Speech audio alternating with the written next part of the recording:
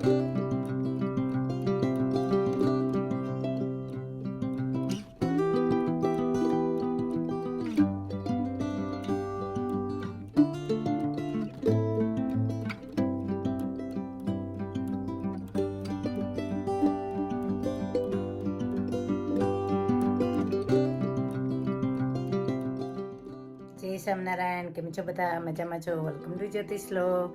ચાલો ઠાકોરજીના દર્શન કરી લ્યો. જય સ્વામિનારાયણ દયાળુ. કેમ છો ભગવાન? મજામાં છો ને? પાટા ગાંઠિયા ધરાવ્યા છે ભગવાનને, કાજુ કતરી ધરાવી છે, દૂધ ધરાવ્યું છે ને સાકર ધરાવ્યું ને પાણી. ચાલો ભગવાન, જય સ્વામિનારાયણ દયાળુ. જય સ્વામિનારાયણ તુલસીજી, જય સ્વામિનારાયણ. ચાલો તમને બહારનું વેધર બતાવી દઉં. એટલું મસ્ત વેધર છે, એટલું ફાઇન ઠંડુ વેધર છે. અત્યારે છે ને શાંતિ છે, કેમ એટલી શાંતિ છે, મસ્ત છે વેધર બારે, અને કોઈ નથી, અવાજ પણ નથી આવતો, કે વીકેન્ડ છે ને તો બધા બારે ફરવા ગયા હશે ને વેધર પણ ફાઇન છે ને એટલા માટે. વેધર સરસ છે ને તો બધા બારે ગયા હશે ફરવા માટે, એટલા માટે એટલી શાંતિ છે ને પવન ઠંડો છે, મસ્ત છે. આજે વેધર ઠંડુ છે અમારે, ને વરસાદ પણ સવારે હતો. ને ગઈકાલે મમ્મી પડી ગયા ને વિડીયો મેં શેર કરી, ગઈકાલે વિડીયો શેર કર્યો, એમાં મમ્મી પડી ગયા છે.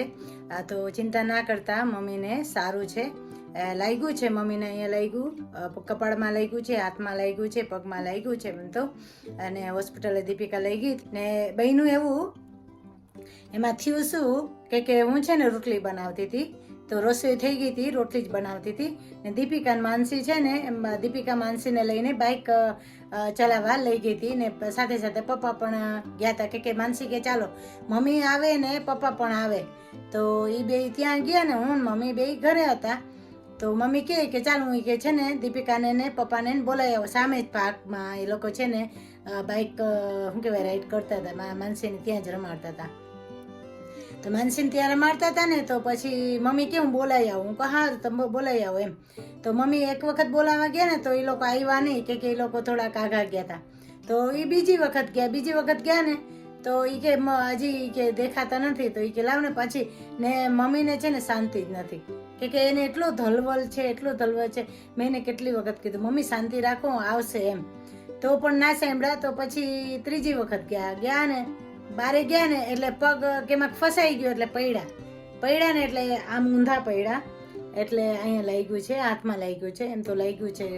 ને પછી છે ને હું રોટલી કરતી છે ને હું તો ભાગી ને એટલે મેં પપ્પાને બોલાવી, પાડ પાડી ને એટલે પપ્પાએ આવ્યા તરત જ. જેવા મમ્મી પડ્યા ને એટલે હું ગઈ ને પપ્પા અહીંયાથી આવતા હતા. તો પછી પપ્પાએ છે ને ઊભા કર્યા, મેં ઊભા કર્યા ને મેં તરત જ એમ્બ્યુલન્સ બોલાવી, પણ એમ્બ્યુલન્સ તો આવી નહીં. પછી દીપિકા હોસ્પિટલે લઈ ગઈ, 7-8 કલાક બેઠા, પણ એસીજી કર્યું ને ઘરે મોકલી દીધા. એને એક્સરે તો કર્યો પણ નહીં અહીંયા.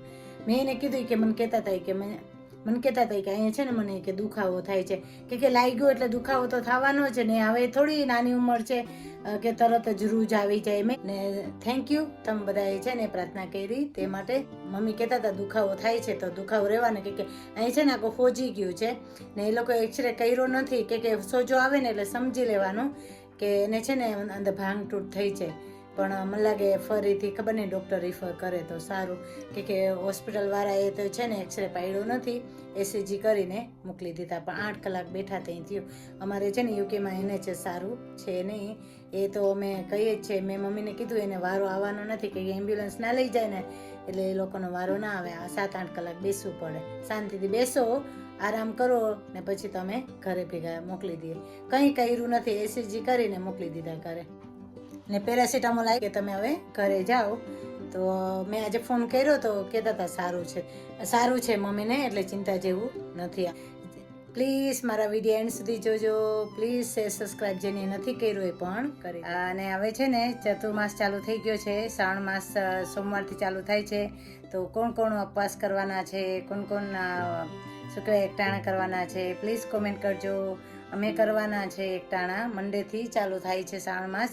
તો પ્લીઝ તમે બધા પણ તમારા જે સત્સંગ દીક્ષા ગ્રંથમાં 4 શ્લોક એટલા મસ્ત લખ્યા છે, તમને હું સંભળાવીશ. ને અત્યારે છે ને ચતુર્માસ ચાલી રહ્યો છે ને શ્રાવણ માસ પણ આવે છે, તો મહંસા મહારાજે શું આજ્ઞા કરી એ તમને હું અત્યારે સંભળાવીશ. ચૈત્રશુક્લમ નમ્યમ હિ કાર્યમ શ્રીરામપૂજનમ કૃષ્ણાષ્ટમ્યમ તુ કર્તવ્યમ શ્રવણે કૃષ્ણપૂજનમ ચૈત્ર સુદ નોમને દિવસે રામચંદ્ર ભગવાનનું પૂજન કરવું. શ્રાવણ વદ આઠમને દિવસે શ્રી કૃષ્ણ ભગવાનનું પૂજન કરવું. શિવરાત્રો હિ કર્તવ્યમ પૂજનમ શંકરસ્ય ચ ગણેશમ ભાદ્ર શુક્લાયામ ચતુર્થ્યામ પૂજયેત તથા શિવરાત્રિને વિશે શંકર ભગવાનનું પૂજન કરવું. ભાદરવા સુદ ચોથને દિવસે ગણપતિનું પૂજન કરવું. મારુતિમ અશ્વિને કૃષ્ણ ચતુર્થ્યામ હિ પૂજયેત માર્ગે મંદિર સંપ્રાપ્તો તદ્દેવમ પ્રણામેત ઉદા. ફરીથી બોલી જાઓ. મારુતિમ અશ્વિને કૃષ્ણ ચતુર્થ્યામ હિ પૂજયેત માર્ગે મંદિર સંપ્રાપ્તો તદ્દેવમ પ્રણામેત ઉદા. આસો વદ 14ને દિવસે હનુમાનજીનું પૂજન કરવું. માર્ગે જતા કોઈ દેવ મંદિર આવે એટલે કે છે આસો વદિત 14ને દિવસે હનુમાનજીનું પૂજન કરવું. માર્ગે જતા કોઈ મંદિર આવે તો તે દેવને ભાવથી પ્રણામ કરવા. વિષ્ણુ ચ શંકરસ્ય ચ પાર્વતી જ ગજાનન દિનકરેશ પંચેતા માન્યા પૂજા હિ દેવતા. વિષ્ણુ, શંકર, પાર્વતી, ગણપતિ તથા સૂર્ય એ 5 દેવતા પૂજ્યપણે માનવા. જો સત્સંગ દીક્ષા ગ્રંથમાં મહંસા મહારાજે સરસ સંદેશ આપ્યો છે.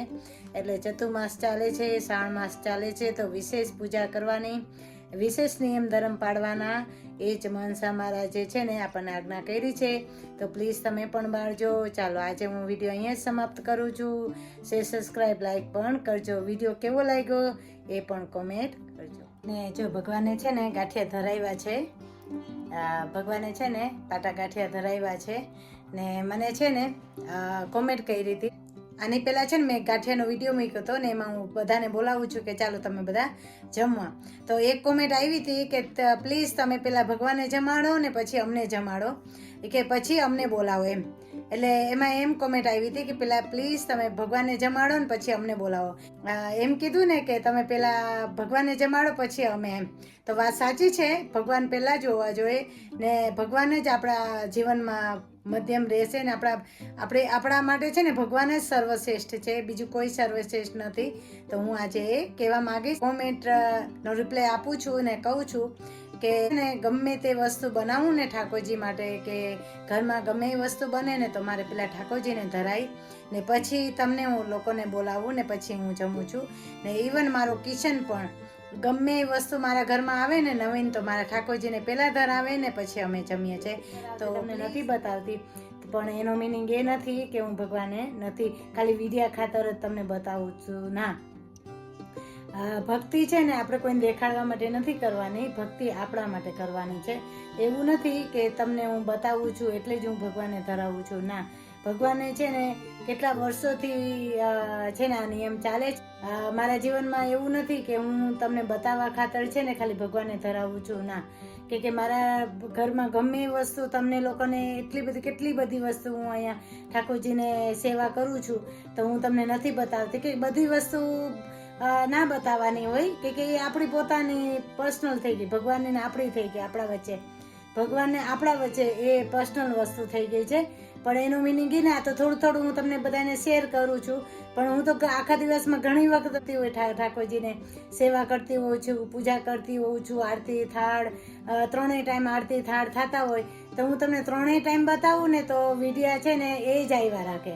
એટલા માટે હું છે ને તમને બધાને થોડું બતાવું છું કે ભગવાનને તમને બતાવવા ખાતર હું નથી બતાવતી કે તો જ હું ભગવાનને ધરાવું છું, તો જ હું સેવા કરું છું. ના, મારો કિશન પણ ગમે એ વસ્તુ લઈ આવે ને તો પેલા ઠાકોરજીને ધરાવે, ભગવાનને જમાડે ને પછી અમે જમીએ છીએ. તો હું એ કહેવા માગું છું. એવું એનો મિનિંગ એ નહીં કે ખોટું નહીં લગાડતા.